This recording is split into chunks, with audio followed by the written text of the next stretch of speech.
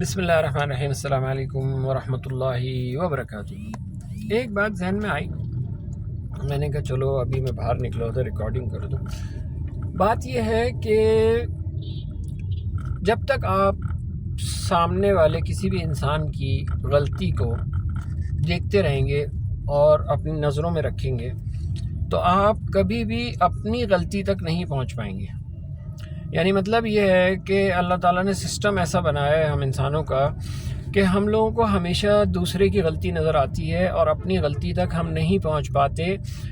تو میرا بتانے کا مقصد یہاں پہ یہ ہے کہ ہماری غلطیاں ہمیشہ سامنے والے کی غلطی کے پیچھے چھپی ہوئی ہوتی ہیں۔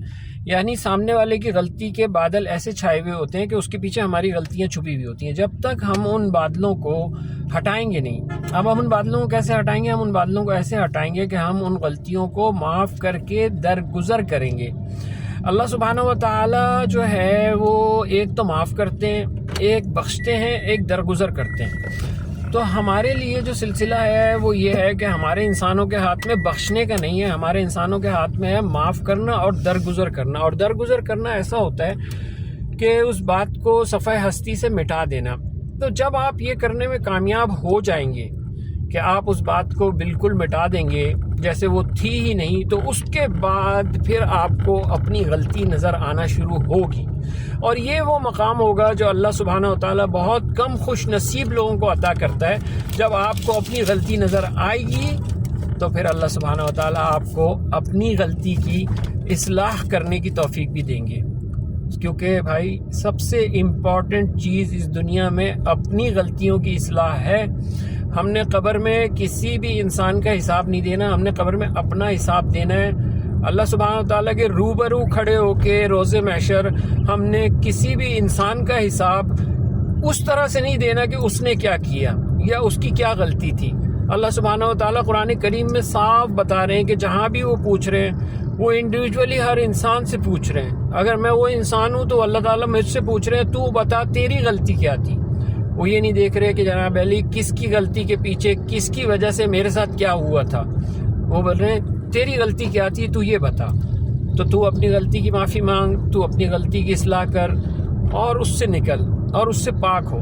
تو اس سے پاک ہونے کا ذریعہ یہی ہوتا ہے اور یہی طریقہ ہے کہ جب آپ نکل جاؤ گے سامنے والے کی غلطی معاف کر کے درگزر کر دو گے۔ بخش آپ اس کو نہیں سکتے، بخشے گا اللہ ہی، لیکن آپ نے اس کی غلطی معاف کر دی اور درگزر کر دی تو پھر آپ کو اپنی غلطیاں نظر آنی شروع ہوگی۔ ایک اور بات اس کے ساتھ ساتھ ہی میں کنکلوڈ کروں، ٹرولنگ کرنا، کسی بھی انسان کی ٹرولنگ کرنا اس وجہ سے کہ اس کا نام خراب کیا جائے یا کسی انسان کو گالیاں دینا یا کسی انسان پہ بہتان لگانا، یہ ساری وہ چیزیں ہیں جس کا خمیازہ انسان اس صورت میں بھگتتا ہے کہ اللہ سبحانہ و تعالیٰ کیا کرتے ہیں، اس انسان پہ زمین تنگ کر دیتے ہیں۔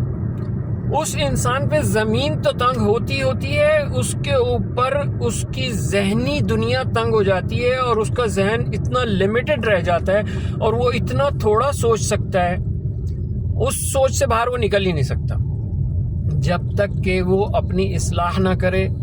جس انسان نے کسی پہ بہتان لگائے ہو، الزام لگائے ہو، گالیاں دی ہو، ٹرولنگ کری ہو، بدنام کرنے کی کوشش کری ہو سوشل میڈیا پہ یا ویسے ہی پرسنل لائف میں، وہ ان چیزوں سے ضرور گزرے گا۔ اللہ تعالیٰ اس کے لیے زمین اس حد تک تنگ کرے گا کہ اس کی سوچ، مینٹل ہیلتھ آپ کی ایسی ہو جائے گی کہ آپ سوچ نہیں سکتے کہ جناب علی آپ دماغی اور نفسیاتی طور پہ تباہ ہو جائیں گے۔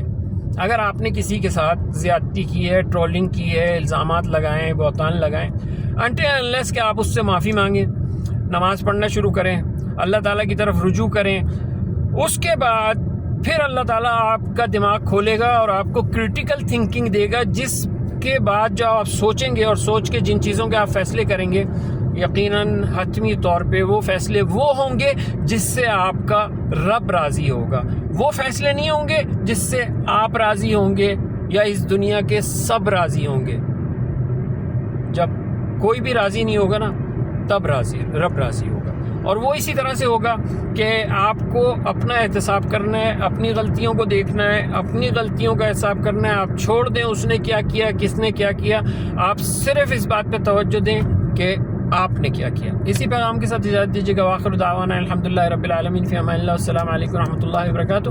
سبحان ربک رب العزۃ عما یصفون وسلام علی المرسلین والحمدللہ رب العالمین. پھر ایک بات ذہن میں آ گئی، اگر آپ کسی کو معاف کر رہے ہیں دنیا میں تو آپ یہ یاد رکھیے گا کہ یہ آپ کے لیے کیا ہے، یہ پریکٹس کے طور پہ آیا ہے. یہ موقع کہ آپ کسی کو معاف کر رہے ہیں، یہ پریکٹس ہے. اصل معافی آگے آنے والی ہے، جو آپ نے کھڑے ہو کے معاف کرنا ہے، جہاں پہ آپ کو معاف کرنا پڑے گا، یہ اس کی پریکٹس ہو رہی ہے. فی امان اللہ.